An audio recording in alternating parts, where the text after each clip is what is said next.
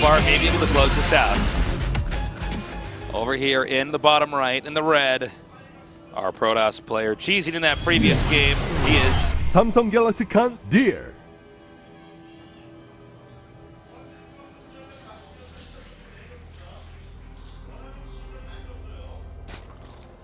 And in the upper left, in the blue, he is Gene Air Green Wings True.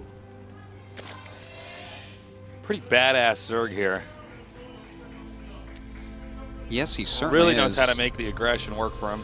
You know, it's funny because most of the Zergs we know, it's the opposite. They stay back, they're defensive, they're passive, they expand, they try to get the game into the latest phase, and then they have the advantage and they win. But True, very interested in mid-game attacks, very interested in getting right in his opponent's face and trying to take him out that way. I really do believe that the future of Zerg definitely has something to do with Zerglings, and specifically being very active with them and aggressive with them. We saw when when Everett was playing in his group, he was just opening up with speedlings, like non-stop, making them do things, staying very active on the map and in control of the game. And, you know, True's been a player for a very long time that's been very Zergling focused. Oh my god. He's trying for that hatch. Wow, good micro there by Deer. But yeah, I mean, he's really coming into his own. Okay, got the Nexus up. I guess a good try there by True. Not working out, though. Good micro by Deer. Stand on top of that. And now he's going to send this drone up here to take his third hatchery. Yep, 2B4 pool. It's a good choice. Allows him to counter this very greedy Protoss build, which has become pretty much the norm. I would like that. I would like to see him take a gas. I don't know, actually. The thing is, when you go for a gateway expand into this, if you take one of the gases, that's actually a real big pain. Oh! Yeah. Because the plays. Yeah, this is like you need the two gases to catch up on gas where you want, right? If you want to get a Stalker, Warp Gate Research, a Mothership Core, and a tech building, you need two gases. So he has to wait for his Nexus to finish. This is going to just kind of drive everything back a little bit. Plus, he's going to transfer probes down there. I mean, if you add it all together, actually, I agree, Ro32. I think you're. I like it a lot. I Plus, really like this move. He has to get rid of the extractor, which is just another nuisance there too. I think about, would I like to have this happen to me as a Protoss? Hell no. I don't want you to take my gas. Which brings me up to another point. Terrans don't block with eBays and Protoss naturals enough. That's a fact. There you go. The Tosis is spoken. Tosis is spoken. All right, so this is a really nice move. What would your philosopher name be? Plato. No. It has to be something with Tosis in it. Plato. Well, Tosis? that's TO is from Tosis. Nah. I love calling you Tosis. I was Plato in a previous life. You what? Plato in a previous life.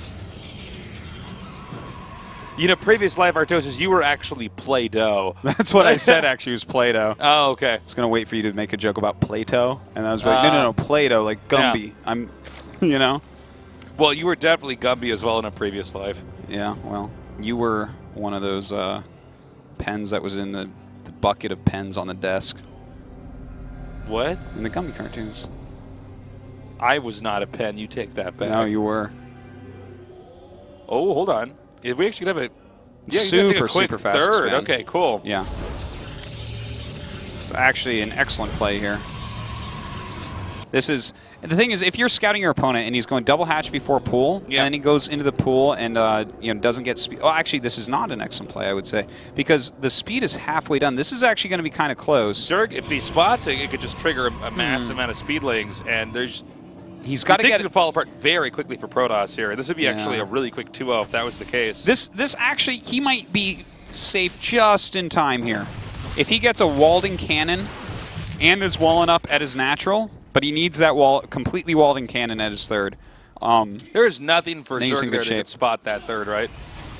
There's nothing, right? Yeah, he hasn't seen it. Can he actually guess it's there? No, it doesn't look like he's going to. But, like, yeah, if you had a bunch of speedlings running down right now, because he does have speed, if he had made a bunch of speedlings, then Deer would probably lose this game. Because like when they get very late gases, you can take that third base so quickly, and it's fantastic. But if they make a bunch of speedlings, look at this. This is so wide open. Okay, well, he's going to see now because it's the most natural thing to do is to come down here and check. This is bad. This is so bad. Is he going to make more lings? No. He's going to stick with drones. Okay, I think that's probably the best move because it's just too late. Yeah. By then he gets the wall up there. He forced an X cannon. If he had like 3 times that amount of lings, then maybe he could do something here. But it looks like Deer will get through by the skin of his teeth. We have the Twilight Council now.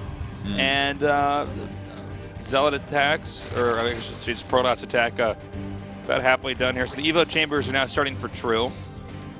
I do love how heavily he's droning too. This is really great play by True. Well, I mean, it's the same logic of the Protoss sneaking the third base up. Right now, Protoss has to be making a ton of probes. Yeah. He has to be making probes, gates. Facilities, so he actually can't attack you for the next minute or two. So you want to drone up a lot. Yeah.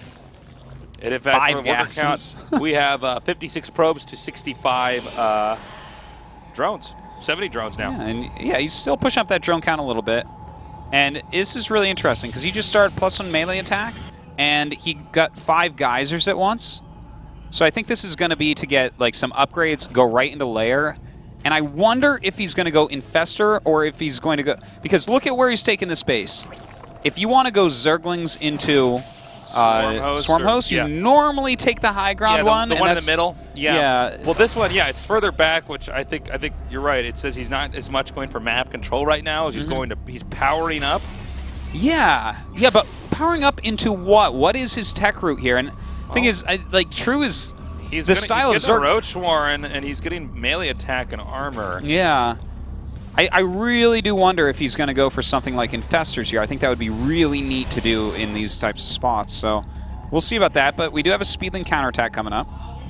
I think he actually made the spines on the left-hand side of his hatch. Like, True way too Oh my god, this is a really nice surround. In fact, these sentries are just not here. Yeah, I know. And this is a huge amount of the bulk army that's going to be taken out. These sentries over here just attacking these rocks, but... Well, that's a lot of units to lose right there. The Zergling's really not worth as much. And he has 3 spines at the top of this ramp, which is going to break the heart of Deer. Look at this. Queens, 3 spines. This is going to buy him enough time to get his lings back. And the lings are going to come up here from behind. Now he should be recalling. Well, it looks like he wants to regroup for a second. Yeah, I think he wants to maybe try wait for a time warp and then attack it. Yeah, maybe. I think there definitely will be a recall coming up, but I like that he's like trying to, at least just warping in here is going to force more units. Okay, so he's got the Zealots coming up here, pretty good angle, but there's some Roaches behind here. There's a lot of Lings coming up from behind as well. Some good force fields going off. Looks like they're going to take out this pylon first. He can definitely force field this ramp off. Ooh. Oh, that does not actually contain it. Those were not the force fields he was looking for. By the way, he set down a, oh my god, this is a disaster. He just got the pylon, and he also put down a time warp a second ago. Well, these Roaches starting to kill off the sentries, Tasteless. I think this is bad news. Game-losing moment. Yeah, that was not as much damage as he needed. Is he going to be able to save this mothership core? Is he going to move this? The Queens all died, so I guess so. But there's not another one coming down or something? Or even about to pop out? No, I guess he has 2 somewhere. I think they're at his 3rd and 4th. I guess I'm just confused because it's not moving at all. Right, It's like it's still in an area where it's not safe. No, he should move him back. And yes, it is actually going to be Infestors. And in fact, it looks like he's probably going to go up into Ultralisks to go with this.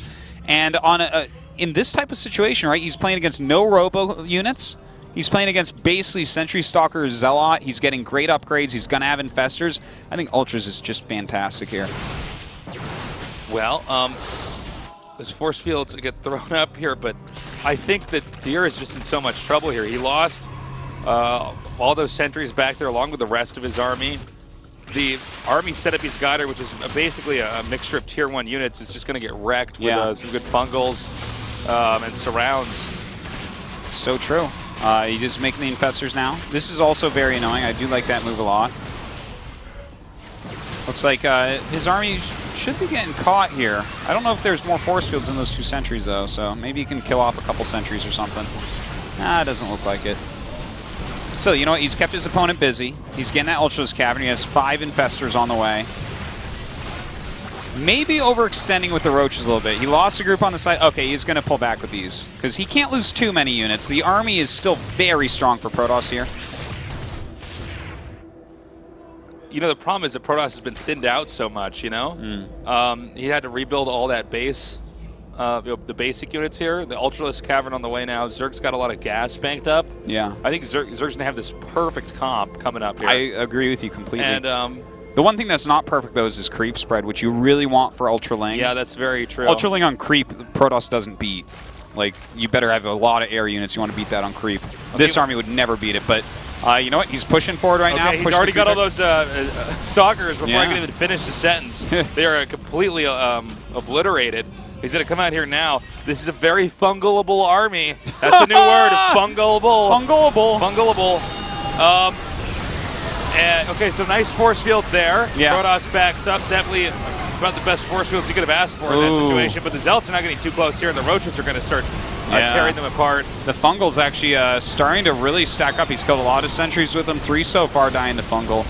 Does he have enough units to actually break through this huge amount of Stalkers, though? We may have seen Deer hit the sweet spot timing here.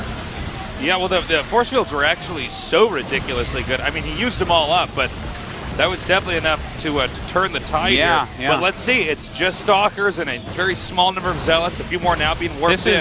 I think it's good for him, man. Like, he's got some more Lings come out, which is nice because he has Adrenaline 2-2 now. He has some Ultras in the way, but I think it's too slow. I think this is going to snowball out of control right now, and Deer should be able to take this against no Fungal energy and just not enough units. I got to say, I can't believe how good the force fields were back there.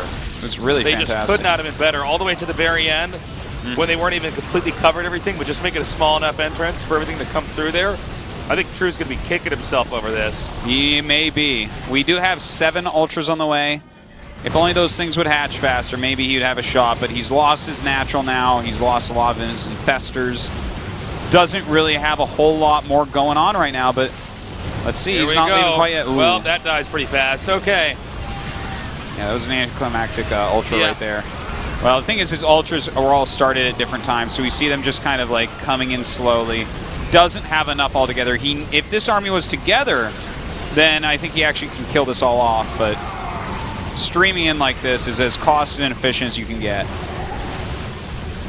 Well, you can't blame him for trying here. The drones are coming down now. He could just keep targeting down these Ultras. And in fact, he does. We should be seeing GG here. I mean, Protoss could just keep warping in. He's about to take out the remainder of the tech here, which is going to completely exhaust the options here for Zerg. Yep, there goes the spawning pool. Yep, this is just True kind of sitting here thinking about the game right now. Processing the loss. Yeah. Like, okay, wait, what happened here? I thought I had this army that was just too good. Really, he just needed to stay back. When the force fields came up, back up, regroup, wait again, because Protoss used literally every force field available. Yeah. Throughout that entire battle. And by the time they ran out, the force fields had done their job, and the game went on. Very well done. So, I mean, True is actually trying to build stuff, which is kind of weird. I think he should be aware. There goes the Roach no way. Any other buildings left that help Zerg all around here? Oh, how about that? Let's get rid of that. Yeah. Is this a building you bring minerals back to? We'll take that out next.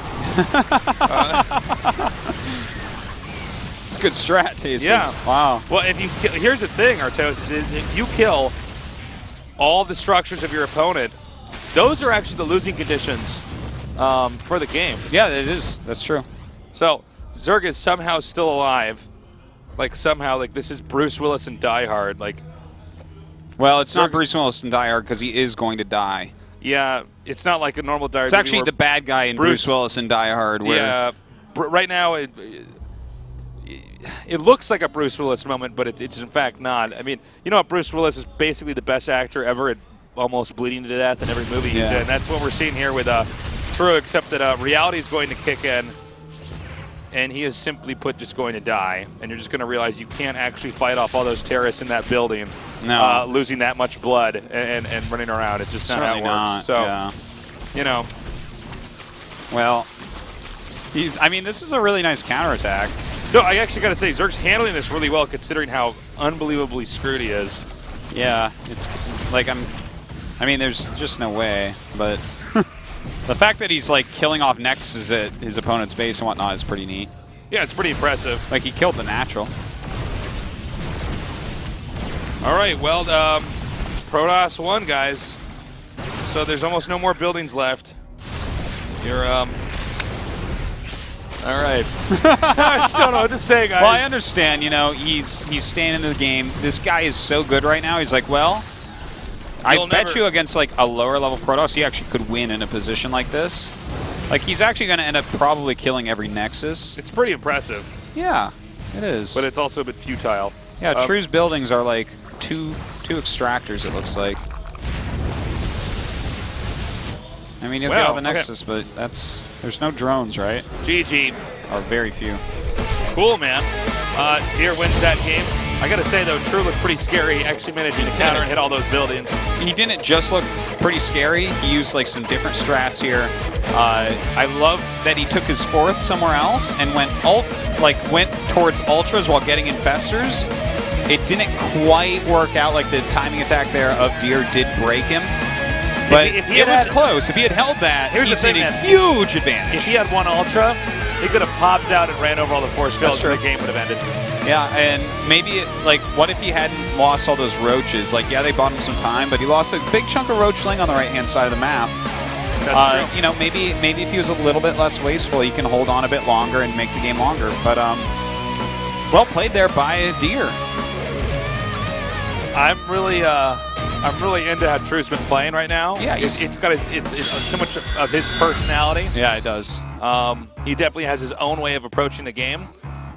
I gotta say, I was really impressed with Deer winning that last game with that big timing attack. You know, after we saw all those sentries killed. Yeah. Actually, everything is the Stalkers, the Zealots, everything killed off. It was very close to a hold at times, but yeah, the force field wall was just right. The sentries did their job. He had the warp and pylon. He had the units required. Well, the third map is going to be Merry-Go-Round. That is the map choice here of True. We saw in the TVZ earlier, True do a fantastic job with that very aggressive, in-your-face battle Zerg style. Let's see how he plays this time around. The winner of this match will move on to the round of 16.